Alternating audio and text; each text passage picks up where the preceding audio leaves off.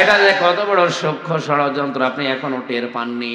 আমি 1 মিনিটের ভেতরে ষড়যন্ত্রটা ফাঁস করছি। ও যত ওই শরীফা শরীফা চিল্লাক, ও মাল কি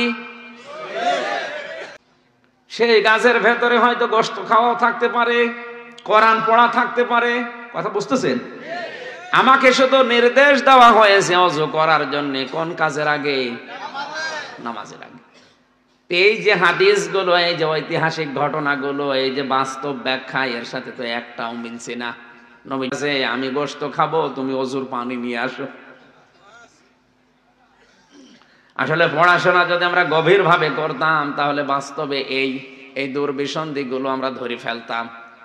এগুলো কোরআন থেকে মানুষদেরকে দূরে সরানোর একটা পায় তারা। ওরা জানে মুসলমানকে যত কোরআন থেকে দূরে সরিয়ে রাখতে পারবো, আমাদের নিয়ম নীতিগুলো তখন ওদেরকে গিলাতে পারবো। এই জন্য শরীফ থেকে শরীফা নামে যে চ্যাপ্টারটা আমাদের 7-এর বইতে দিয়েছে, এটা আমরা আজ অনেকেই কোরআন না জানার কারণে মেনে নিচ্ছি। এটা যে কত বড় সূক্ষ্ম ষড়যন্ত্র আপনি এখনো টের পাননি। আমি 1 মিনিটের ভেতরে ষড়যন্ত্রটা ফাঁস করছি। ভালো করে লক্ষ্য করবেন। শরীফ একটা লোক, বিকালবেলা বলছে আমি শরীফা। এতটুকু হলেও আমার অসুবিধা নেই, কিন্তু লোকটা শরীফ থেকে বিকালে শরীফা নিজে নিজেই হয়ে গেল মনে করেন। ও যদি দাবি করার পরে এটা রাষ্ট্রীয়ভাবে কায়েম করে দিতে পারে, ও কিন্তু বিকালে বলবে আমি মহিলা হোস্টেলে সিট চাই। ও তো এখন শরীফ না, শরীফা। মহিলা হোস্টেলে সিট নেবে, যে হোস্টেলে আপনার মেয়ে আছে, আপনার বোন আছে, আপনার ফুফু আছে। কথা বলছে না কেন? ও যত ওই শরীফা শরীফা চিল্লাক, ও মাল কি ওর তো সব কিছু শরীফ।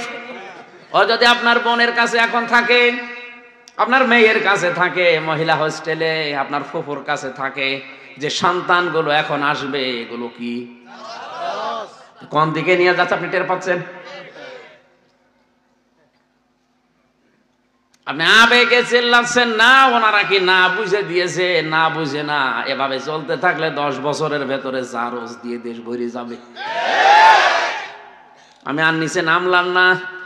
এরপরেও যদি কেউ না বোঝার ভান করে অন্যায়কে সাপোর্ট করতে চান, ওটা আপনার ইমানের ব্যাপার। এখানে কোরআন থেকে যত দূরে থাকবেন, আল্লাহর কসম আপনি শিরিক আর বেদাত থেকে বাঁচতে পারবেন না।